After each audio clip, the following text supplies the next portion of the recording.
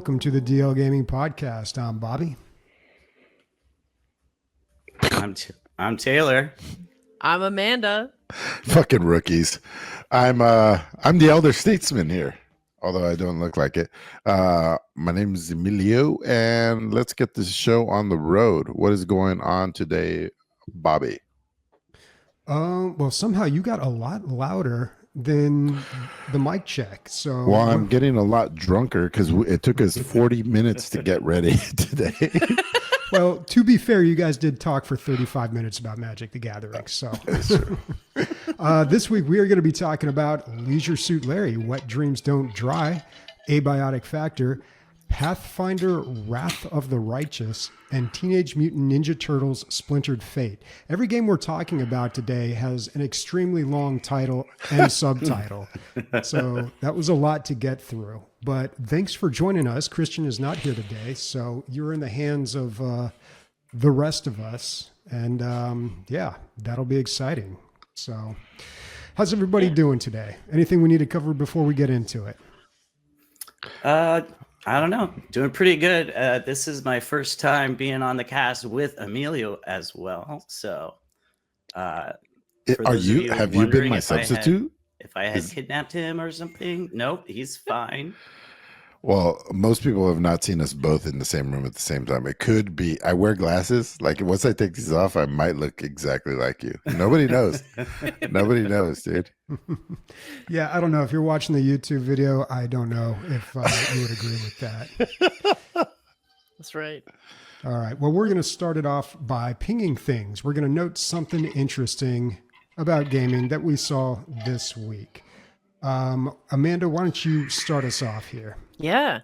So this week, the thing that I'm going to be pinging is the III Initiative Showcase that happened. I believe it was Thursday in the morning, which is really cool. It was basically like about 45 minutes or so of just games, like no ads, no hosts. They're like, fuck all that fluff shit. We're just going to showcase games and indie games, things coming out. These could be games that are coming out for 1.0 release. They could be games like Enshrouded that are already out but have new updates and things coming out.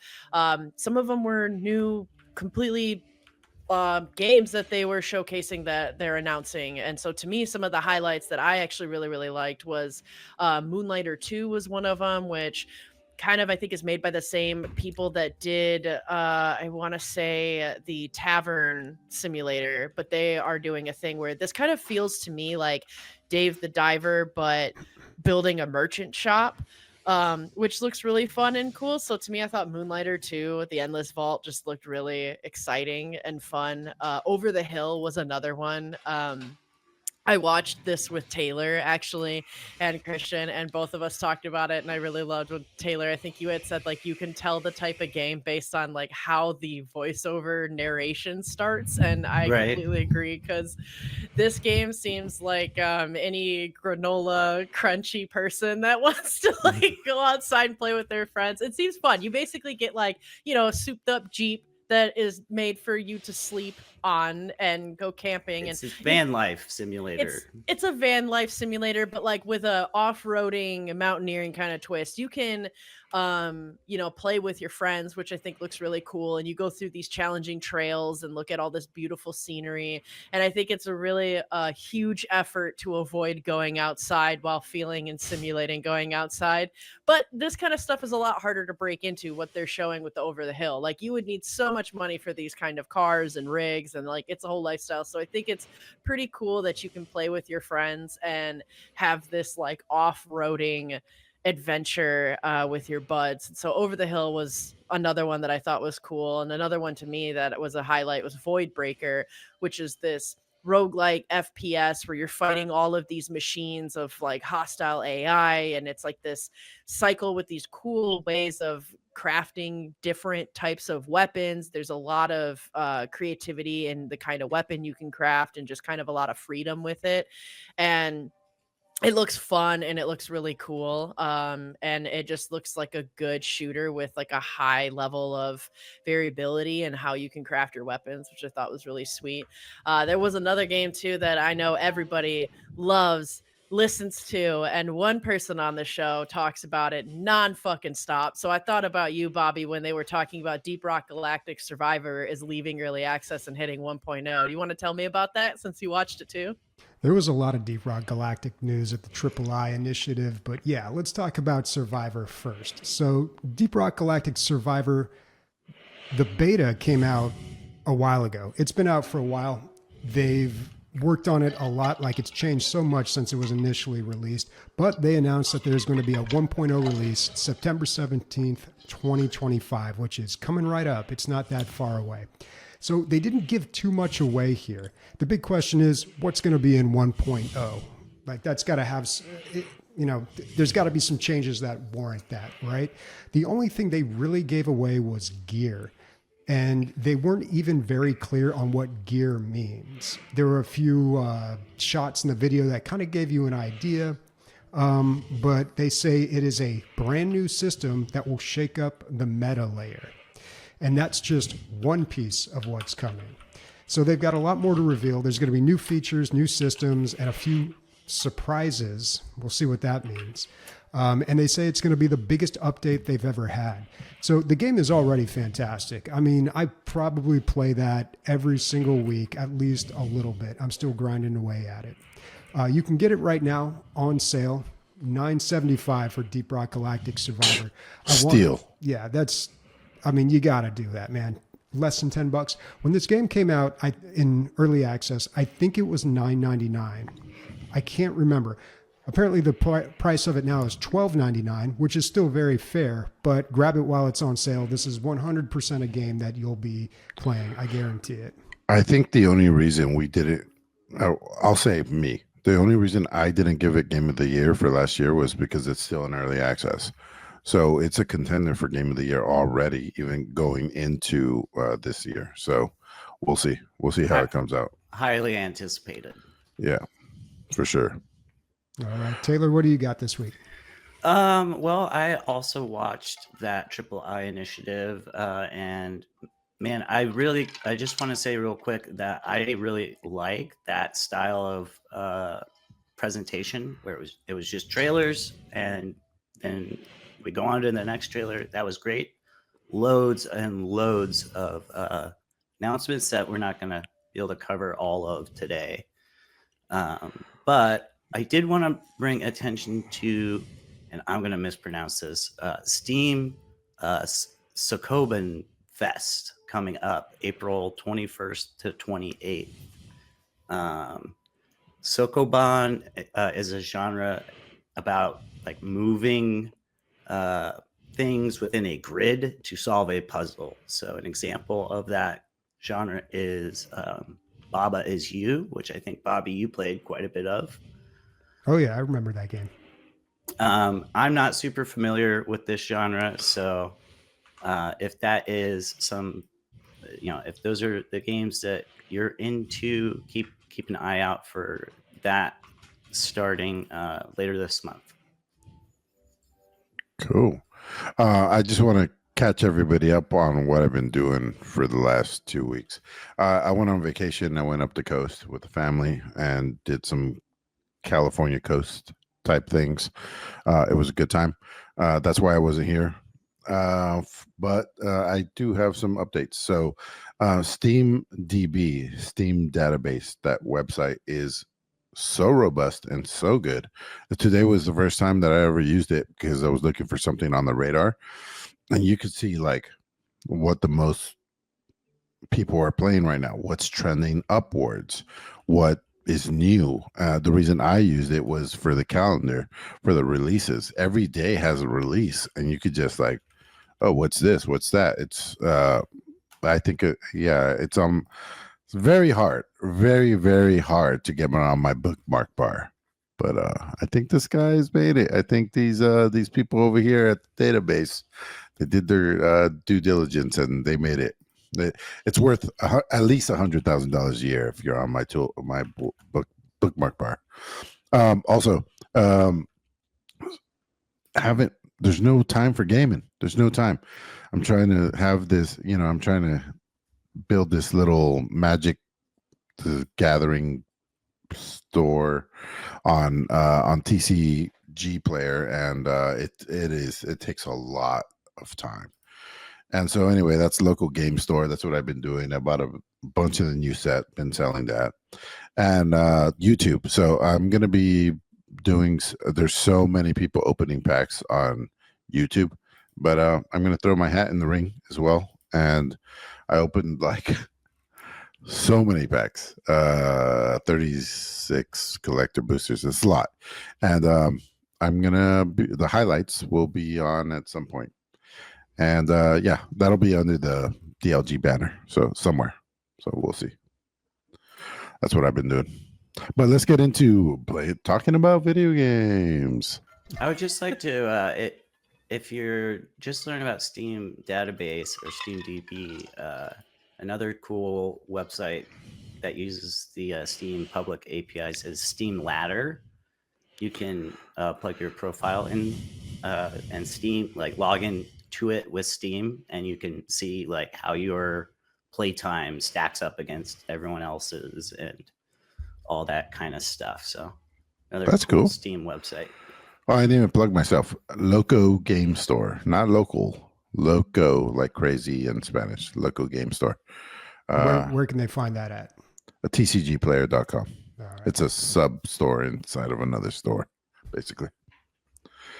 Cool. All right, folks, it's time for highlights. These are the games we've been playing this week. I'm going to start it off with, before I talk about the game, I want to address one thing. So at the beginning of the show, Christian will usually introduce the show saying, this episode, we're going to try to add these games to your backlog. And I feel like that's not fair, because this game I'm about to talk about, don't add it to your backlog. You can probably skip this one. And I feel like I say that about a lot of games. So I thought you were going to go the other way. And then I was like, oh, no, it's Bobby. All right. Yeah, so the game I played this week was Leisure Suit Larry, Wet Dreams Don't Dry. I've been meaning to play this game for a long time. It came out in 2020. It is a point-and-click adventure, much like the old Leisure Suit Larry games. But it is a modernized version of it. So the idea is that Leisure Suit Larry has been magically transported from the 80s to the year 2020. When I first heard about this game, I was like, that's going to be weird, because this wasn't exactly in the wake of all that Me Too stuff, but it definitely was after it, and things that are a little different now. We regard sex pests a little differently than we do than back in the 80s. So I wasn't really sure how this was going to work. Like, how does Leisure Suit Larry work in today? And it's Austin Powers, dude. Yeah, right? I guess basically. So. Yeah. But I don't know. But nobody likes Leisure Suit Larry, right? He just kind of cajoles and harasses women. He's a sleaze bag, sex pest. Austin Powers has his mojo. But when the game came out, there really wasn't a big deal about it, and everything kind of seemed okay. So, I mean, it wasn't like controversial in any way. So I've been meaning to play because I love the Leisure Suit Larry games from back in the day. And it is your typical LSL type game, or point and click adventure. You explore areas, talk to NPCs, collect, combine, use items, all the usual stuff. Like the main thrust of the game seems to be that Larry has to go on dates to earn points on Timber, which is basically Tinder.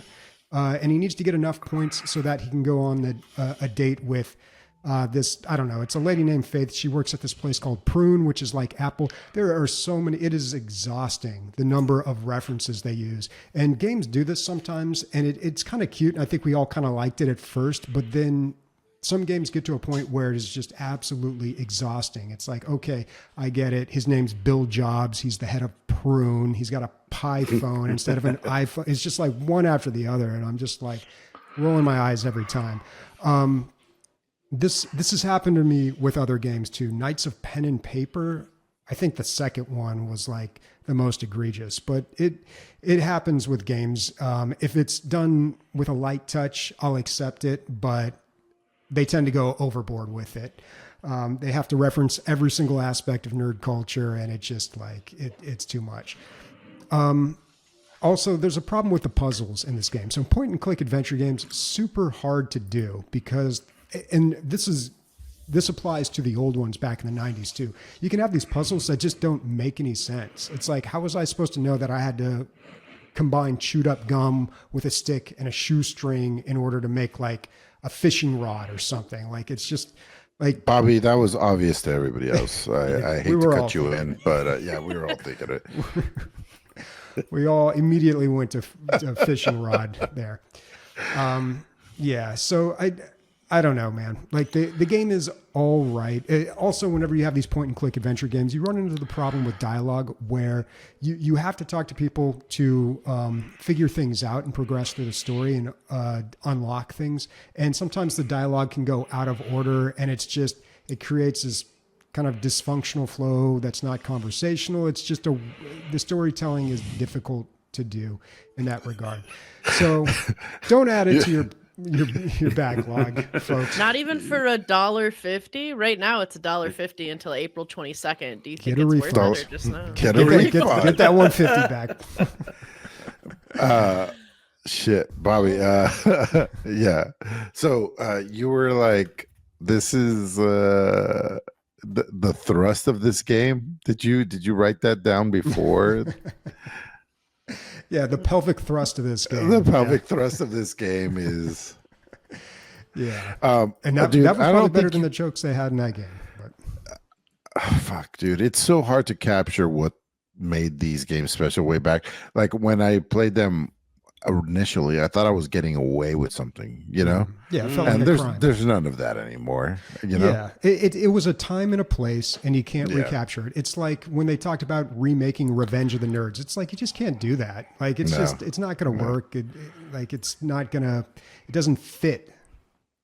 Yeah. Yeah, the very first Leisure Suit Larry game I played, I was like a teenager, and I was like, oh man, I can't let my parents know I'm playing this, and Yeah, right. you know, and I think you're right. It's just it belonged to an era that it no longer exists. Yeah. Yeah, just doesn't work these days. But yeah, all right. So that was my week. Interesting. Amanda, Your what do you- week? Well- How much time did you put in this thing, dude? I spent a lot of time trying to craft things that don't make sense, you know, but I'm going to shift gears a little bit talking about a crafting game where some of the things I think do make sense. My highlights, which Taylor's going to join in as well, because we played a lot of this together, is I played Abiotic Factor, which is a survival crafting experience. You can have 1 to 6 players play where you're kind of in this underground research facility. And to start off with, you are scientist, which I absolutely already love that. I'm like, oh, that's totally within my wheelhouse since I deal with science as my day job. So this was really cool because it kind of reminded me a bit of Half-Life as well with some of the things. Like there's some of the creatures here, like there's this little creature that's got all these spikies that then will just barrel roll and launch at you, and it just makes me feel like I'm dealing with a head crab. So Yeah, like there's for some sure. things there that feel really cool with that. But the crafting, I think also too in this game was actually kind of cool because you unlock an idea, and then when you're building the blueprint, you have to put together what you think that crafting is going to entail and then think about it. And if you're correct, it unlocks the recipe. And so some of the things make sense. Like one of them is like a club where the top of the club and the spiky parts is the head of some alien that you got. And so you're like, okay, well, obviously I need the head of that alien, and I need, like a wooden plank. And so like these things make sense. Unlike Leisure Suit Larry, there was no like, fishing rod and shoelaces to create like a bat. So I mean, it works in Abiotic Factor for sure. Also too, there's a lot of really fun, cute mini games for all these kind of things that I think make the survival part of this game a little bit more enjoyable. Like for example, when you go to sleep, it turns into this like 8-bit retro kind of like a side scroller game where you're hopping over the aliens, and every time you hop over one of them, you're getting kind of your bar of fatigue is increasing, so that way then you have more energy and wake up. Also too, you have to poop in the game, and that's a very fun mini game as well too, because You have to you'll run ease to the passage. passage. Yeah, you got to ease the passage. There's a little bar that with like it goes the icon goes back and forth, and then where it's green, you have to click the button to ease the passage. And yeah, so They all didn't of make this, it brown. No, Right. No, missed opportunity, but it's Yeah. green light. You can shit. That's what it kind of means and symbolizes, I see. think. It's cool because at night it feels pretty creepy. They have in the research facility, they have all these different huge like mech robots that are supposed to be security that protect you. But then as you're reading emails, you're finding out that like they fucked up in designing them and that the robots can't differentiate between aliens and employees. So like everybody hides and is terrified of these robots because they will try to kill you. And so we set up Taylor and I set up base in like a kitchen area so that way we can cook, and we've got our fridge and we've got our beds and we've got like a cart so we can go grab and get a bunch of things. And so far I'm like really loving this game. I think it's super fun, and I really like the concept of the crafting where like you actually think about it. They give you a whole bunch of options that you could put in there to assume that maybe you can use this for a club, something like, do you need duct tape or do you need super glue? And so then you kind of select which one and see which one is correct after thinking about it. And so I don't know. So far, I'm having a lot of fun with this game. I think it's a really, really cool crafting survival game. And I also just absolutely love so far what we've been exploring. I feel like we have so much more to explore. I feel like we've really just scratched the surface. barely Yeah. scratched the surface. And like, it's definitely the progression of the crafting. I feel like where we're currently at, we're just like right on the edge of being able to make things a lot more efficient. Like the next thing I'm going to build is a vacuum, so that way we can destroy a bunch of like office equipment to get the circuit boards and the tech scrap and everything, and you can vacuum it all up to instead of having to go pick it up one by one. And also just the atmosphere of the game, like it gets creepy at night, but during the day and when you're running around doing stuff, it's just kind of there's a goofiness to it. Can you guys paint a picture for me here? You guys are what, scientists landing on a planet? So you don't have you're not. You don't have to be a scientist for one. You can be the janitor or some other type of employee. Like you get to. Why did you qualify me, the Mexican, asking the question as the janitor first? That was a weird move. It's because I picked janitor. That was a weird move. It's because he's the janitor. Yeah. Because I needed a high strength score. Oh, okay. I'm the guy running around with a shield and a club and killing all the aliens. I mean, it's pretty on brand. All right.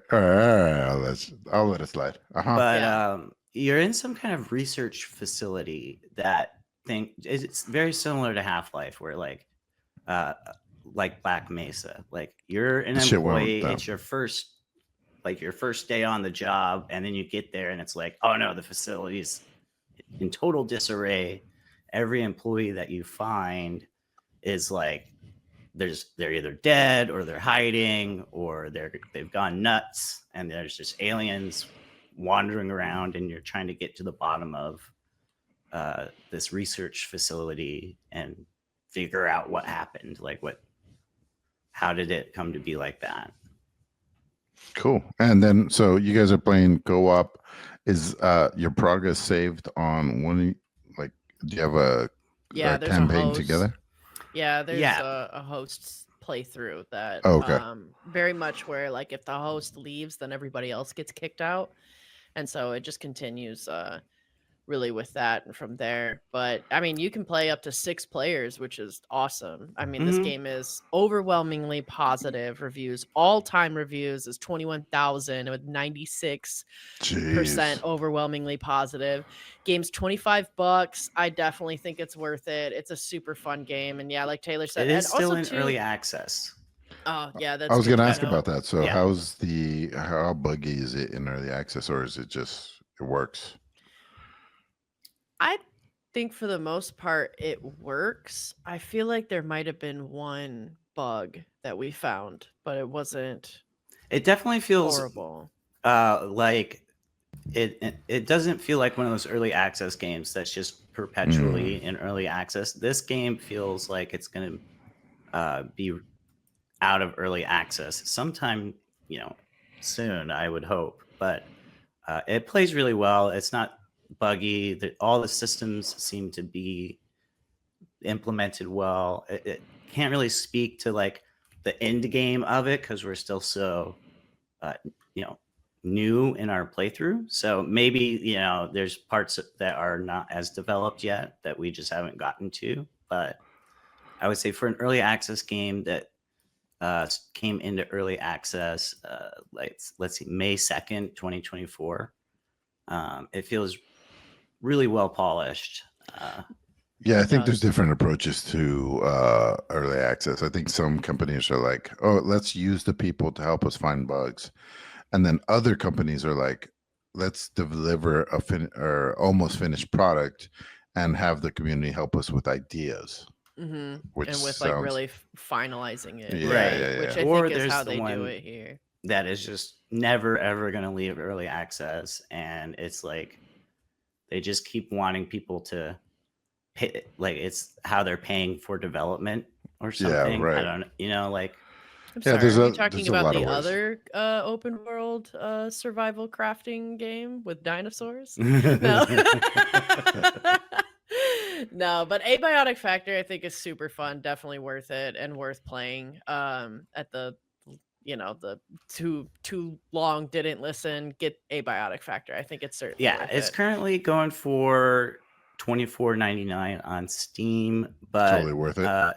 So worth the it. historic low is $15.79, and you can currently get it for $16.99 Wow. if you go to This is not my kind of game, but Games at Planet. $16.99 for an like for these stats, maybe I'll pick it up just to go fuck around with you guys. Does it drop in, drop out like that? Yeah. Yeah. Yeah, so like one person hosts a server, and anyone could host a server if you want, or there's public lobbies too where you can just hop into someone else's game. Okay. Is there room for a guy that just kind of putzes around and doesn't contribute to the overall goal? Well, yeah, we could use another janitor, dude. Yeah. Someone's got to Got him. get all our tech scrap and put it into the storage containers. We could use another high strength muscle man who comes in and just beats things with a wrench. Sure. Yeah. My contribution is always like, I think we should hit it harder. Whatever it is. Yeah. It's gonna be perfect. You and Taylor can go and kill everything. And What? I'll There's just no come by are and there pick up stuff trees? and build things. No trees. No trees. Perfect. No, you're Bobby. inside. Bobby, there's no trees. Where you at? I've played this game. I remember you covering Yeah, I this. talked about it a bit on the podcast. Yeah, I actually really like this game. So unlike a lot of crafting survival games, this game actually has kind of a storyline or a campaign. Like you're working your way. Like it has an ending. You aren't just like indefinitely playing for no apparent reason. You're like working towards something, and you progress through different areas. And I believe it has an ending, although I haven't made it that far. But yeah, I did enjoy this. It's got a really interesting take on crafting, and it's got that Half-Life 2 humor that works so well in that Source engine. So yeah, it's a good time. When you guys are playing, let me know. And I know we got some people in our community that play this game as well, because it came I think somebody actually forced me to play this game. I think it was our listener Cricket Soldier that used his Patreon power to make me buy and play this game. Well, not the worst game to get forced to play, huh? Yeah. This isn't my usual genre. Crafting survival is not normally my favorite, and I agree with you, Bobby, that it's for this genre of game, I'm enjoying it a lot more than I do most others of this genre. Cool. All right, Taylor, it looks like you got another game you're going to be talking about this week. Yeah, so I've been after playing a bunch of Avowed, it got me really nostalgic for playing CRPG games. So I decided to start playing Pathfinder Wrath of the Righteous again. I had previously started the game and put maybe 15-20 hours into it a couple years back, and then kind of you know how that goes. You start a game and then life happens and you come back a month later and it's like, I don't remember the story or how I got or what I'm doing. So I just started up a fresh playthrough, and I'm trying to see if I can make it to the end of this. It's a very long game, I think, in terms of like a playthrough should take probably 80 hours or something like that. There's a bunch of DLCs, but it is in the style of those isometric CRPG games like Pillars of Eternity, or the old Baldur's Gate games. The devs, Owlcat, are kind of the one of the last remaining studios that makes these types of isometric CRPG games. That it's pretty much my favorite genre, I would say. Like Baldur's Gate 1 and 2, and then Owlcat has made 2 of these Pathfinder games. This one is the second. And then their most recent game is Rogue Trader, which I believe Nick was talking about on the podcast. And it's similar style of game, just set in the Warhammer universe. So Pathfinder is like D&D, but like branched off of D&D. So instead of being based on the D&D rules like Baldur's Gate 3, it's based on the Pathfinder rules, which are a lot more, we say crunchy in terms of like how you calculate your stat bonuses, and you get plus to attack and buffs and debuffs, and there's a lot more number crunching and like a lot more attention that you have to put into building your character.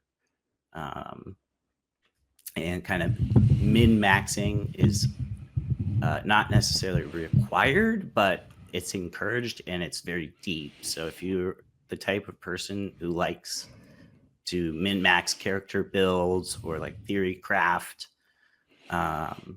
this game would be right up your alley. Right now on Steam, I don't remember how much it's going for, but looks like $19.99 for the enhanced edition. And I see the current best is $6.80, which is a steal at that price. Definitely, like, if you're a fan of these CRPG games, at $20, it's a steal. But I would highly recommend it. I'm having a ton of fun getting back into this, and it's just so deep, so much lore to discover, and recruit new party members and romances, similar to Baldur's Gate 3. So that's what I've been up to the last week or so, is playing a lot of that, along with the Abiotic Factor. Cool. I have not been playing video games. I've been trying to build a tiny business and build a real brick and mortar business at the same time, which is almost done. Literally, our first party at the building that I built with my goddamn hands is going to be on the 26th. So that's exciting. That's fucking scary. That's scary. Yeah. Like, it's scary. You guys are like, it's awesome. It's like so much work has to go in between now and then. But we have 10. This is in Tijuana, Mexico. We have 10 retail spaces. 9 of them are rented and open, and we're like a busy little shopping center. It's cool. And the roof is going to be an event terrace. And so I've been doing that for the last 6 months since I got laid off. So like 6 months of like nonstop work in another country for free, because I'm invested otherwise. Anyway, so that's almost done. That's why I've been so busy and not playing games, and seeing what I'm going to do with my life. Hopefully selling magic cards. It's fun. But that's neither here nor there. The only video game I've played, other than maybe Magic the Gathering Arena a little bit, is Teenage Mutant Ninja Turtles Splintered Fate. JP Diddy was here last weekend. That's why I wasn't here on the podcast specifically. And we're like, what are we going to play? We played Magic all weekend, physical Magic. But I was like, we got to play video games at some point. And he had bought me this months ago. And we played it. So it's basically a Hades clone. Hades is like it's the top end of an action roguelike, like it's very hard to outdo them, and to aspire to do that is like a noble endeavor, but most, if not all, attempts are going to be they're not going to get there, which is fine. Not everybody can be Hades. Not everybody can be the 80s Bulls, or nobody can be Michael Jordan. You know what I mean? But you could try. And this game is not bad. It is not. It sounds like I'm shitting all over it, but I think right now it's like $14 or something like that. What's the name of the game? This is did I not say that? The most important part? Teenage Mutant Ninja Turtles Splintered Fate. Thanks. Yeah, so it looks and plays like Hades. It just isn't Hades, but it is Teenage Mutant Ninja Turtles, which is cool. It's multiplayer, which also has its kind of like downsides. When I was player 2, John was player 1, and I felt like the redheaded stepchild the whole time. Like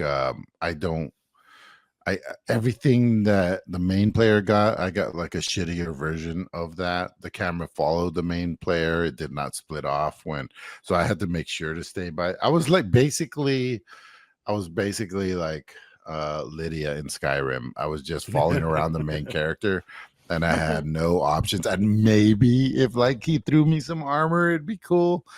Because I would be looking at what he'd be like, oh, I'm gonna mix my fire attacks with my ice attacks, and I'm gonna get steam attacks. And I was like, oh, that's so cool. And then my options came up, and it was like, would you like some money or some pizza? And I was like, I guess I'll take the pizza, man. Like, fuck, I'm all fucked up from not having powers. You do get powers. I'm overplaying it a little bit, but yeah, you are second grade citizen in this game as player 2. So there is that problem. There's bugs from time to time with the multiplayer. In single player, I think it's fine. For the price, I would recommend it. And if you're a big fan, I would say recommend it. The voice lines are not repetitive. We played for hours, and either I'm getting too old and I can't remember. My short-term memory is fucked, or these guys never said the two things at the same time, and they don't stop talking. Like, it's nonstop 80s or 90s cartoon type Teenage Mutant Ninja Turtles. It's not always the best lines. They're all just kind of throwaway lines. Every once in a while, something clever will come up. But yeah, it's like a kid's cartoon. I had a good time with it. Yeah, I would recommend it, especially for the price. Let's see, it's 50% off right now. I don't know how long that's. $14.99, totally worth it. $25 would be over. If you're a rich guy, it doesn't matter. If you're a poor guy, it's different. So, but overall, I think $15 is totally worth it for this, especially if you're going to play with like a younger person or a super fan. And saying that, Bobby, where are you at with this? So Ninja my Turtles, stellar review without the name in it. You might have mentioned the name. I think you did, but Ninja Turtles is not a strong enough IP for me to just jump right in and automatically purchase it. What really interested me about this game was the multiplayer aspect of a roguelike. But after hearing you describe it, where the second player is kind of this secondhand, like not quite as powerful as the first player, like that doesn't sound too great. So I don't know. I don't know if I'm too interested in this one. Yeah. Maybe I made it out to be sound. The gameplay is, jeez. All right, never mind. Let's move Oh on. my. All right. It definitely sounds like one of those types of games that if you're super into Teenage Mutant Ninja Turtles, you'll probably enjoy it. And from what he was saying, it seems like it's probably more fun to play solo than be second fiddle. But I don't know. No, it's always better to play with friends, but you know, you would like to have the same abilities and choice making, I guess. Not that there's a ton of choice making, but like, yeah, Since I it's a couldn't. roguelike, can you just swap back and forth between who's playing the main Yeah, character? I guess so. I don't know. I think there's probably one save file, and that save file probably goes to one character, but I don't know. Like, I couldn't even use the vending machines like that. Mm. You know, it was kind of lame. Mm. I was like, I got all these coins. Where's it going into? It was like a pyramid scam. Like player one was getting all the benefits of all my hard work. Yeah. All right. So, Well, similarly to not being able to use the vending machine and really play the game just yet, but it's still on our radar. We're going to move on to On the Radar, which are games that are caught our attention, but we haven't really been able to sink our teeth into for one thing or another. They might not be out, or we just haven't been able to play them that much. But Bobby, I see that you put down fan favorite thing we've already talked about, the thing we'll keep talking about. How is Deep Rock Galactic Rogue Core? well, I didn't play it yet, but this was another thing or another game that was announced at the III initiative. Deep Rock Galactic Rogue Core is the co-op roguelike version of Deep Rock Galactic. It was announced a while back, long time ago, but they have recently released some details. They did a Q&A, and they have announced that there is going to be a closed alpha, which you can sign up for right now. The closed alpha will probably begin, they said, within a month, and it will continue. It'll pop up for about a week here, a week there through Q2 and Q3. It is completely random if you get in. Which I don't know how I feel about that. I feel like, given my history with Deep Rock Galactic, I am entitled to this closed alpha, but that is not going to be the case, apparently. So you've got just as much of a chance of getting in as me. Go sign up for that alpha. They didn't get into too much detail on the actual gameplay. They said that you're going to go down into these stages, go down into the mines, and collect this material called exponite. And when you gather enough of that, your team levels up and everybody gets to choose their own upgrade. I think everyone gets to choose their own upgrade. So my question is, how are they going to do the classes? So in Deep Rock Galactic, they've got 4 classes that work very well together. It is some of the best co-op gameplay I've ever seen. It is just so well designed. I don't know if they're going to continue to do that in Rogue Core, where you have these preset classes, or if you have to spec into the classes as you play. I would imagine you start with a preset class and then you kind of choose maybe not really a subclass, but you kind of choose you choose upgrades that will make you better in particular areas. I'm just completely speculating here. I have no idea how it's going to work, but I can't wait to find out. So crossing my fingers, hoping I get into this closed alpha. You can do it on the Steam page. Just click one button and you are registered and eligible to be picked for the closed alpha. I mean, we know the motherfucker, dude. We just have to send an email to Sven, be like, Sven, remember me from some obscure year, some obscure podcast? First of all, his name's Soren, so let's Soren, get that right. damn it. I mean, it's close. Great start. And maybe it's time for another interview. Question number 1, why didn't I get in? Question number 2, when will I get in? The end of this interview, right? But all right, Taylor, what's on your radar? This Heroes of Might and Magic. Yeah, so another game from the III show, Heroes of Might and Magic, Olden Era.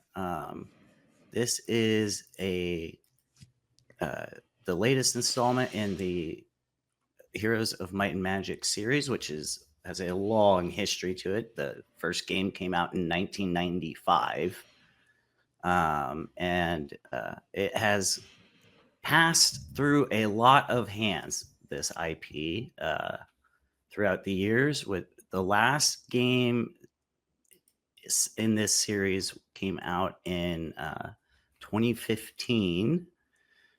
It was Heroes of Might and Magic 7.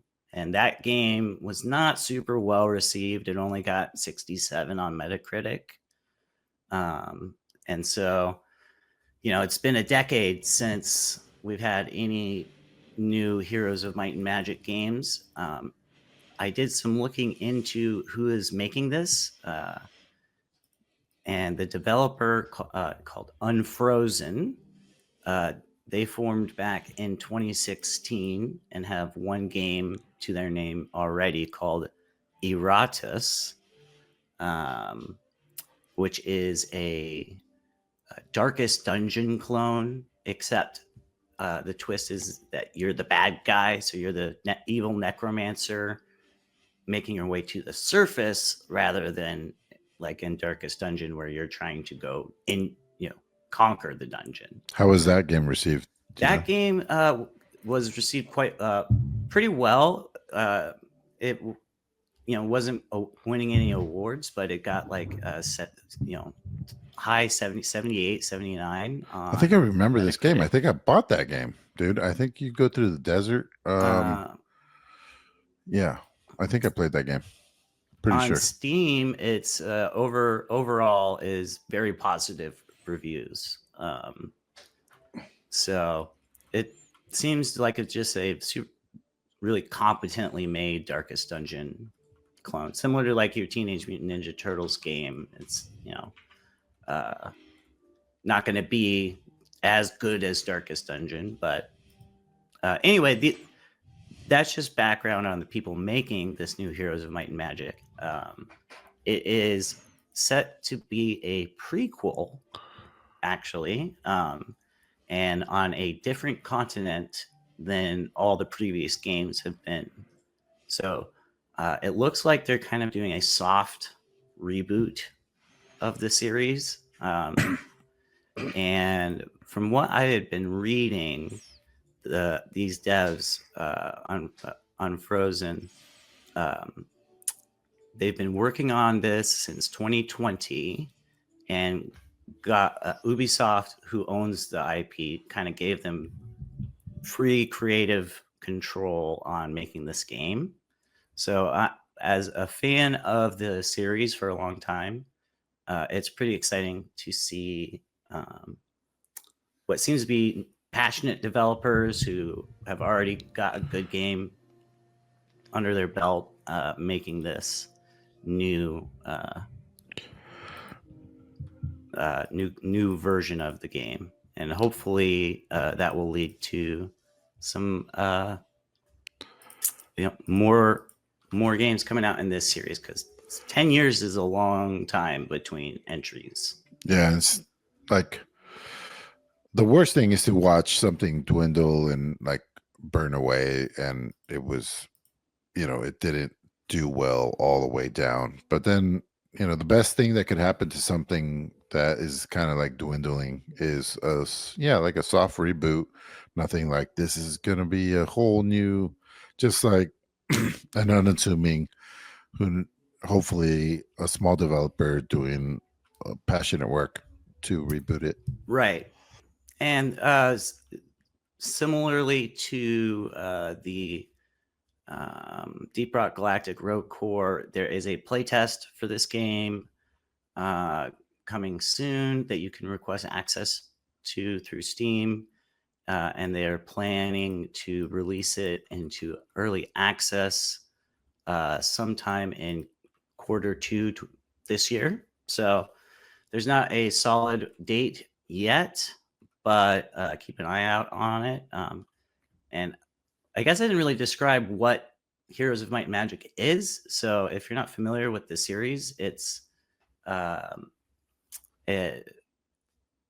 kind of a kingdom builder game along with tactical combat with your heroes. So you develop a hero, you build up your kingdom, and then you manage your army and go out and like explore and conquer the world around you. And your heroes will find secrets and level up and that kind of thing. So, All right, cool. Amanda, what is Neverway? Yeah, so continuing on the trend of the Triple I Initiative showcase, because like I said, they released so much stuff. There was I so gotta many things stop to you unpack. guys. What is the Triple I thing? I've never heard of it. I don't know what it is. Who puts it on? I feel like everybody went to a party and I did not. And you guys are talking about it was awesome because I wasn't there. No, I'm not saying that. It's just a video game showcase that's made by just various studios where they just are putting in a lot of their things. There's no host, there's no ads. It's just wham bam, thank you ma'am of different I guess ads or releases or things that they're showcasing of different games, because there was a whole mix. Like they had talked about they did a trailer to showcase the 1.0 release for Deep Rock DRG Survivor, I think it was. And then they had they had another release where they were kind of showcasing this thing coming out for Enshrouded. So it wasn't just games that aren't out yet, but there was a lot of game trailers and release trailers of games that are coming out. So that's why we were able to see so many of these things that are kind of on our radar. Kind of like imagine like the Game Awards, where the point of the show is they give out Game of the Year during it, but the main draw is all the announcements. Yeah, this is but just you cut like out that, all that where extra you cut stuff. all out. Yeah, it's just here's a trailer for a new game, and then cut. Once that's over, here's the next trailer, and that. I feel like I think the developers are realizing that their news and trailers are a selling point, that, and why give it to somebody else to do if we could just get all together and do it ourselves, and it hits home more because you don't have as much fluff. Not to say that the Game Awards get better every year, and I will continue to support that, but this sounds awesome too. Yeah, I hadn't heard about it before. I don't know how long they've been doing it, but Christian is the one who told me about it, and I watched it with him and Amanda as it was going live the other day. So yes, they had 37 game announcements, and they're just basically a bunch of studios banding together to share news and videos and things to the players in a very short, because like I said, I think it took about 40 minutes for everything. And it was just back-to-back trailers and no extra fluff or anything. So one of the games that popped up on there that like really kind of made me be like, oh, I need to get this game, is this game called Neverway, which is this psychological horror, story-rich kind of life sim. It's kind of like if you took Stardew Valley and made it a nightmare that you lived through. So I'm instantly fascinated. And so basically you're this main character. Her name's Fiona. She quits her dead-end job and she decides to go onto a farm, but then she becomes the immortal herald of a dead god. And so at night and all these different things, she's like fighting these horrors and monsters and living this kind of nightmarish life, but she can make friends, she can grow things on her farm. And that's the part that's very Stardew Valley. And so you can, of course, you can end up dating any of these characters that you meet, much like Stardew Valley. I have no idea if any of them are demons hiding in disguise, but the way that this game is making me feel, I wouldn't be surprised if there's a demon hiding somewhere in there. There's also like a lot of fighting and stuff too, where there's like top-down combat that has this kind of emphasis on player expression, I suppose is what they're calling it. You can go into these kind of dungeons and things to fight with that. You can craft items in this as well, prepare meals and like decorate your kind of homestead, much like Stardew Valley. And so it's cool. I mean, some of the neat things is that it was co-created by the pixel artist of Celeste, which was like a super like successful platformer with a really cool art style. So that pixel artist Celeste I'm looking at this. It looks dope. Yeah. This definitely gives the vibe of goth girl Stardew Valley. Yes, it does. Yeah. So I find that very fascinating and very, very cool, because you can farm and fish and craft and create your entire world. and life on like a remote island, but obviously there's a lot of combat and this whole like darkness and nightmare being, you know, what I'd imagine to be the herald of a dead god. So that's kind of fascinating. But there's like, yeah, there's like this whole layer of creepiness to it, and I really like that. I think that this is going to be really cool. It just says the release date is to be announced. We've got no idea when it's going to be coming out, but it's made by Cold Blood Inc. It looks like it's a brand new developer, obviously co-created by somebody that was the pixel artist for Celeste. So I mean, that's kind of, it's brand new is what it seems like, but it seems really cool, really fun. And like, I'm really hoping that this game is Steam Deck verified, because watching this game, I'm like, oh, this is a Steam Deck game for sure. So I really hope that they It don't definitely miss looks out on like that opportunity. it definitely looks like the type of game that will be definitely Steam Deck verified, and their page already says it has full controller support. So I imagine I'm that So would it's be. one more step and you're there. I do have a Exactly. question of what you guys feel like how this works. Like, how does a farmer help against demons and monsters? I would imagine, like, if it was vampires, you grow more garlic. Like, what could you possibly do against like a 3-headed dog monster? What could you grow? Rancid meat. That's what I would probably grow. And then launch it at them, you know, see in the town if they're having a festival, and we could do some sort of a sacrifice, and then take that meat and grow it into just like rancid meat plants. I don't know. I'm just spitballing.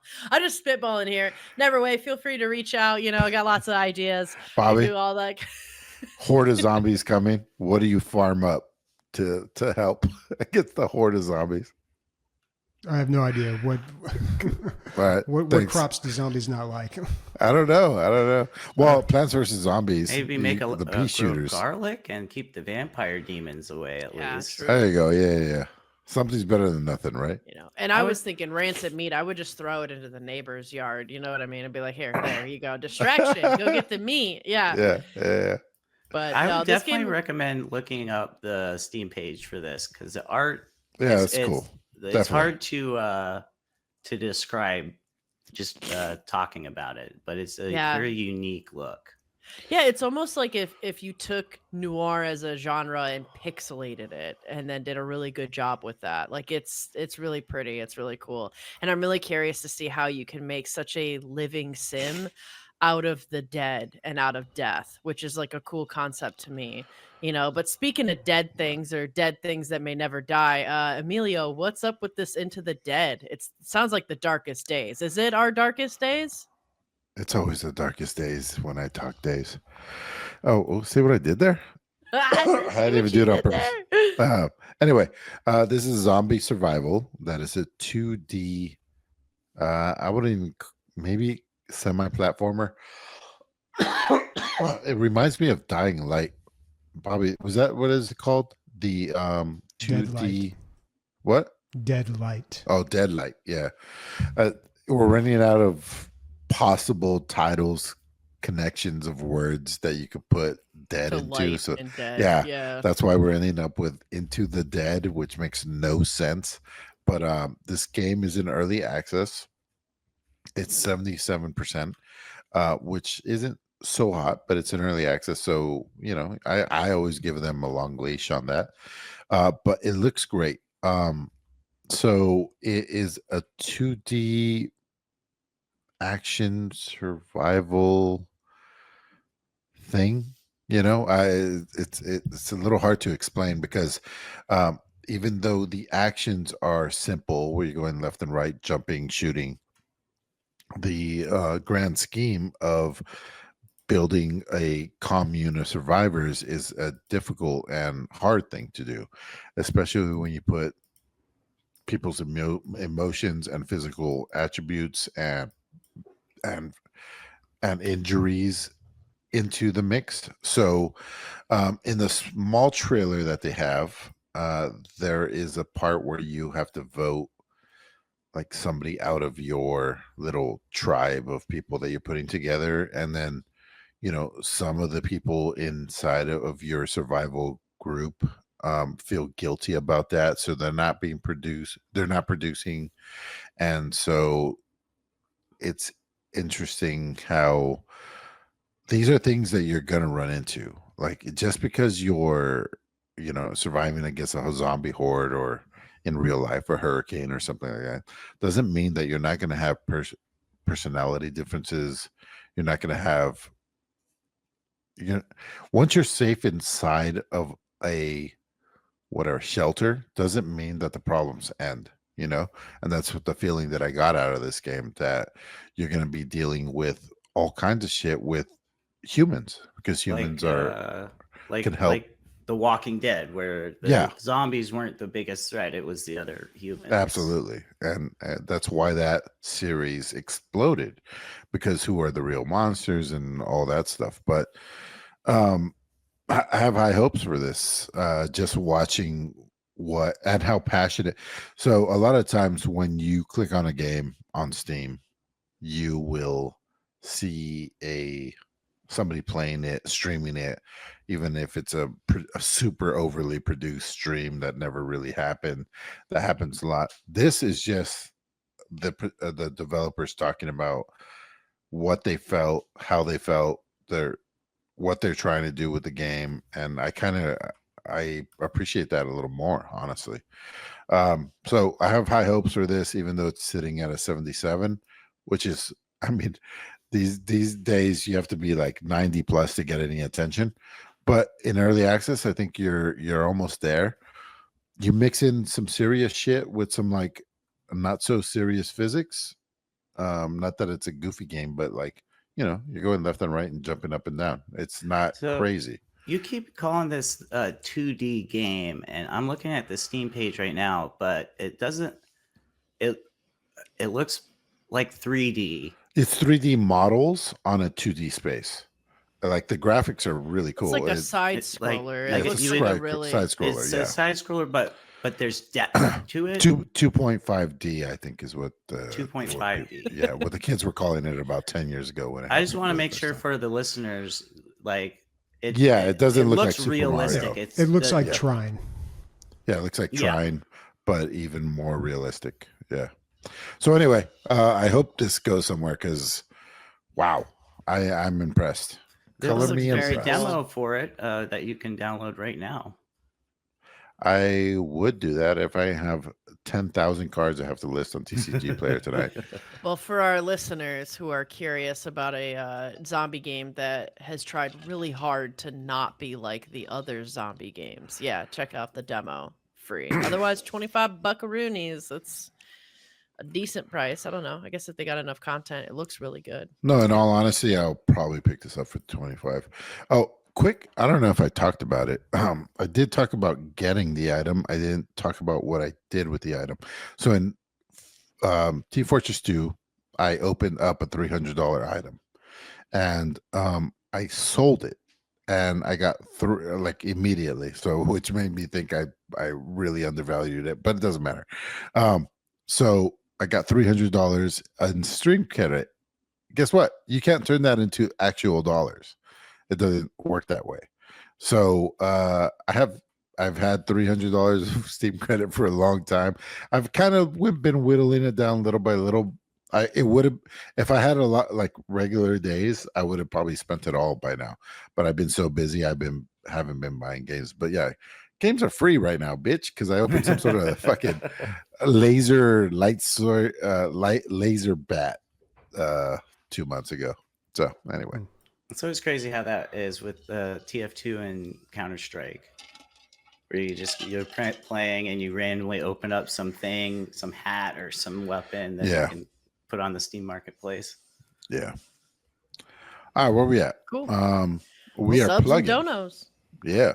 We have no subs and donos this week, but we do have something to plug. Yeah. Just reminders that game night that last month wasn't able to happen because I had some personal issues. It's on for this month, April, the last weekend of April 26th. The 26th. So the poll for that, along with the revealing the theme because it's with Days. Will be going up next weekend on the 19th. So put that in your calendar. And then as far as the community goes on Discord, I've been doing the weekly discussions. Those went on a bit of a break, and now I'm coming back with a new format. So on Wednesdays, there will be weekly discussion topics going up on the Discord, and the topics will be about whatever we've talked about on the podcast that week. So it'll give you a chance to listen to it on Tuesday and then come to the Discord on Wednesday and talk about it with us. So Days, what can we expect at your game night? And what is a game night? So what is a game night? Yeah, I think some Oh, people. yeah. you Well, know.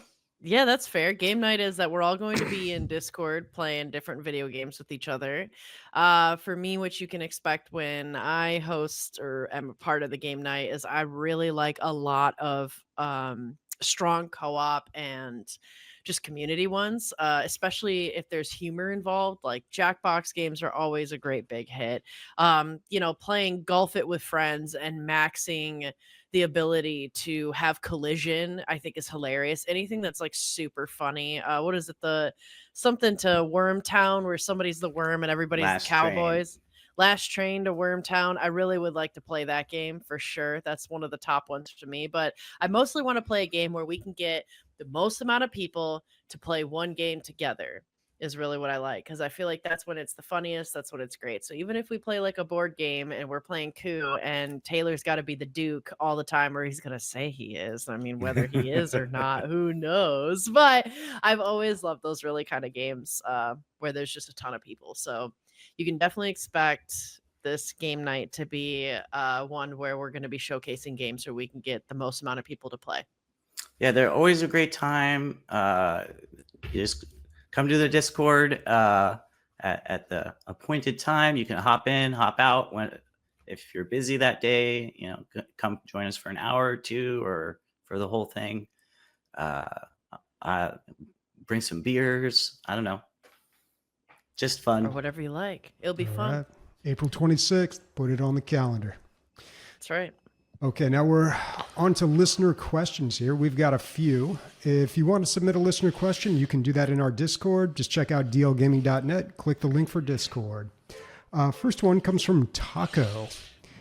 And they ask, is anyone on the panel a fan of the Halo series? If so, what is your favorite title in the franchise? For me, Halo 3 is a personal favorite. Also, Halo MCC works very well on Steam Deck and works in online lobbies as well.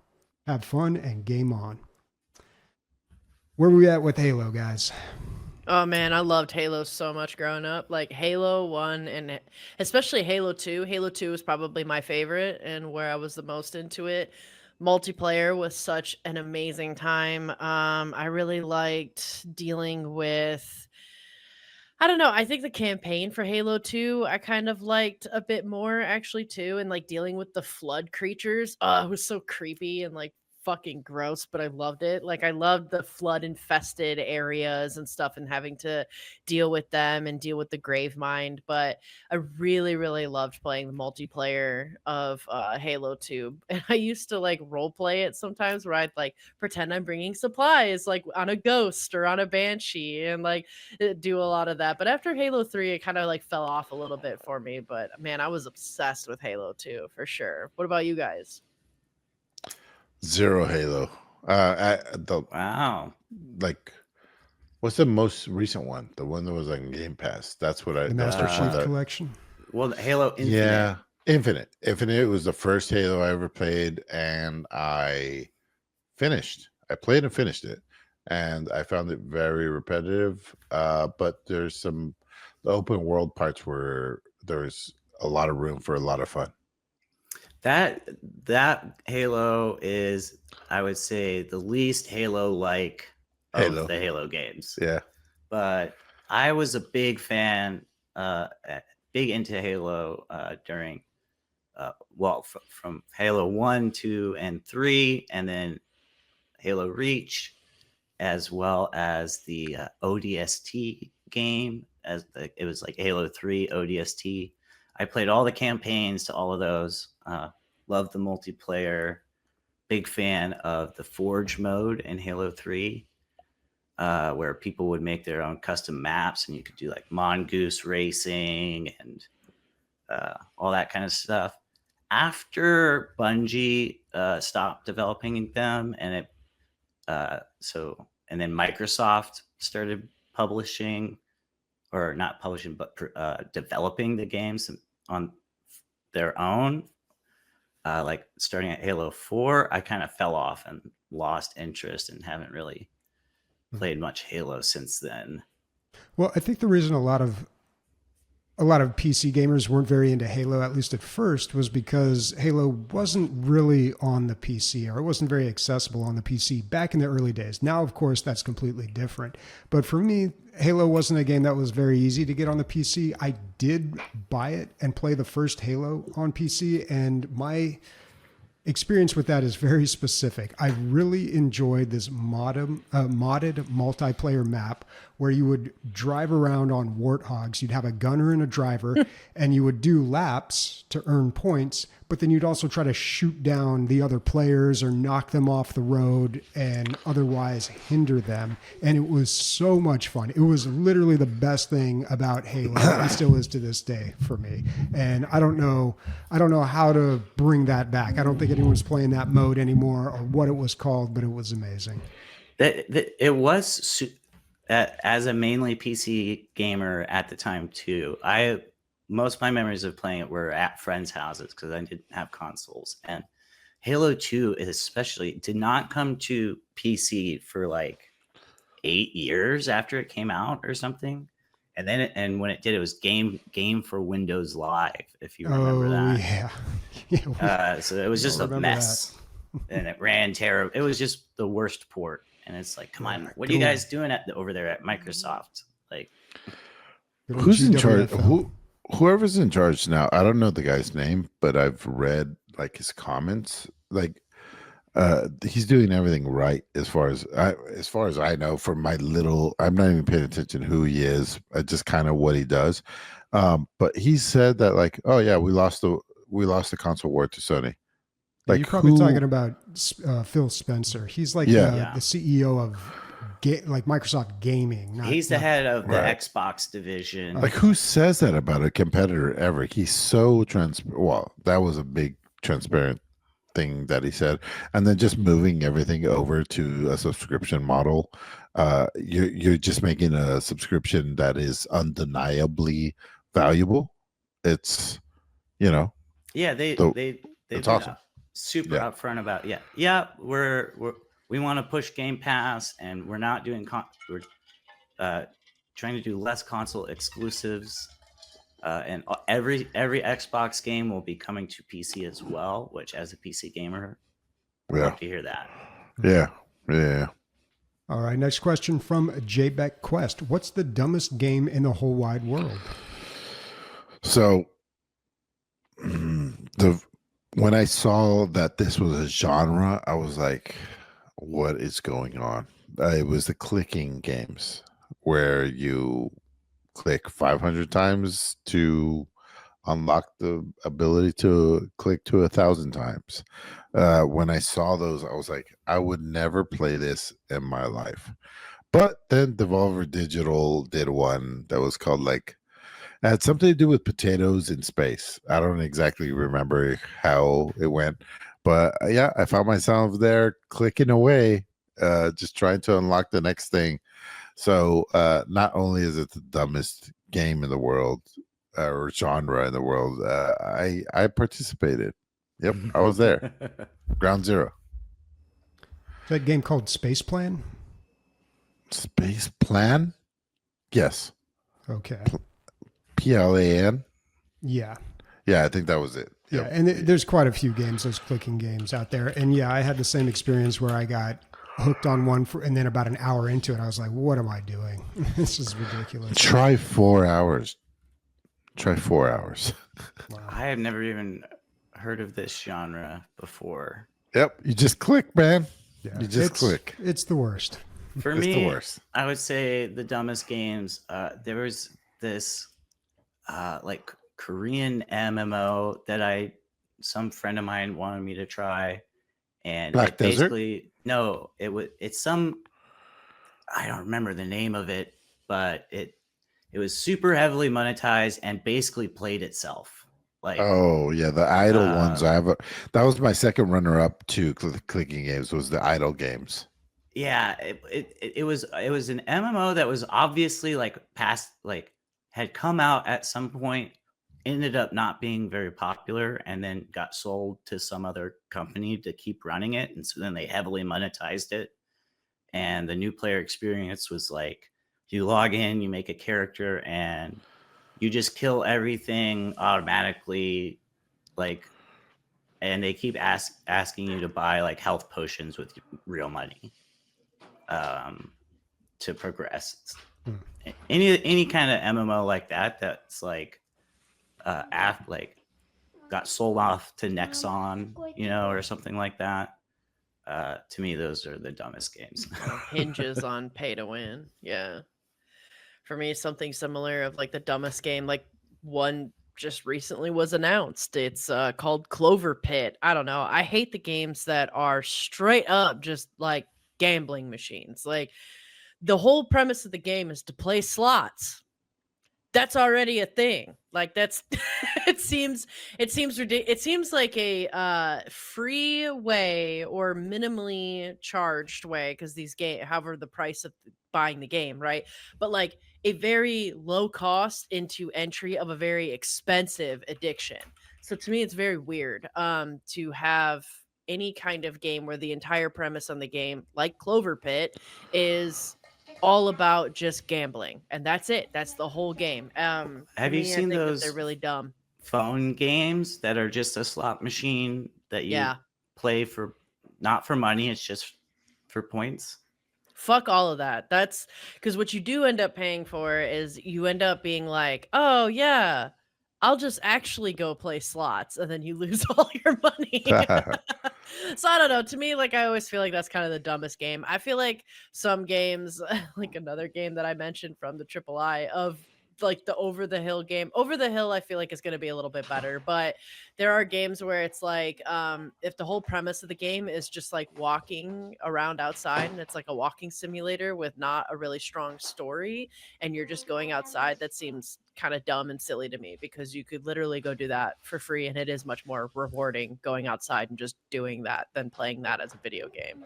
And that's kind of how I feel too with the gambling games. Like I haven't never talked about this philosophy in a long time, but it's important for people to know. So, Joe Rogan said this a long time ago, and he said, "Why would you climb Everest? The snow on the bottom of the mountain are the same as the snow on the top." And then I applied that to the games. Those numbers at the bottom are the same as the numbers at the top. Sure, they might be golden, but when you score your first 100 points and you score your first 100,000 points, it's the same game. It's just a carrot on a stick, and you're just wasting time at that point. So the numbers, the saying is the numbers at the bottom are the same as the numbers at the top. Well, I understand the point that you're trying to make, like the hamster wheel, but I never really understood that expression, because people aren't climbing Mount Everest for the snow. exactly. Sure. Okay. So the ground you're standing on is just as hard as it is at the top. I get what you're It's saying. about the journey, not the destination. Yeah, I think it's trying to achieve something in the accomplishment. But anywho, we got one more listener question from Zap, and he says, well, this isn't a question, but he has directed us to say something nice about another caster. And I feel like we already did this. So if you are one of our Patreons, you can get the pre-show. You can hear what we say before we go live. Some good stuff in there. And I think Emilio was just complimenting me on my hair. I've got the gray tips here. But I think we're all doing what works best for us hair-wise. I think Taylor's got kind of this Jesus look, maybe early 90s Kevin Bacon, first Tremors movie going on there. Amanda's got, what color is that hair? It's like an auburn. It's like a reddish, yeah. It's got a little auburn. red in it. It's looking good. And Emilio, you look good when the hair is just not too long, but like that length. Not like you're doing the shaved head thing for a while. Man. I think it looks way better with a little length. Yeah, this little bit. I don't. The shaved head thing is Spartan. It's because I get up and go, and there's nothing to it, and it's dirt resistant. You just bar of soap, and it's done. I don't use shampoo, but yeah, now that I'm like getting into my elder years, it's time to start getting sexy. Big businessman. Actually, one of the nice things I want to say about Emilio too is I feel like Emilio, you are very resourceful. Like you are resilient as well. Like you pivot so well with whatever challenge or whatever thing comes up that I think it's really admirable for sure. Oh, thanks, man. Yeah, start your own store. Like, how cool is that, man? I have a neighbor that like they eat dinner at like 7:00. They put the kids to bed at like 7:45. They have to walk the dog at 6:15, and that's admirable. But I am whatever the opposite of that is. That's what like. There's no schedule. There's nothing, and I've started ever since I was a kid. I was like, why would I sleep a certain way? Because I'm, if something happens, I'm never gonna know. You got to be ready for anything. So ever since I was like 10, I've always been trying to adapt myself to being able to just adapt to whatever. So I guess that's a really good. I like that you said that because I've been working at it my whole life.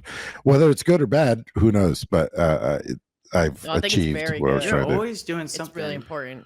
Yeah. All right. So it looks like that's going to be an episode. Quick shout out to our executive producer, John Vogel. Thank you very much. And John.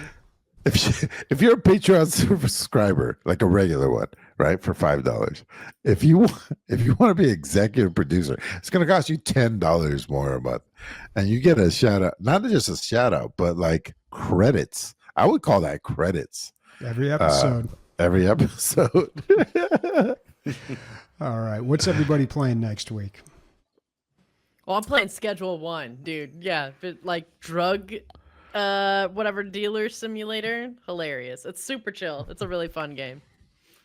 I'll be playing some more Pathfinder because I am like maybe 15 hours into what is probably going to be like 100-hour playthrough.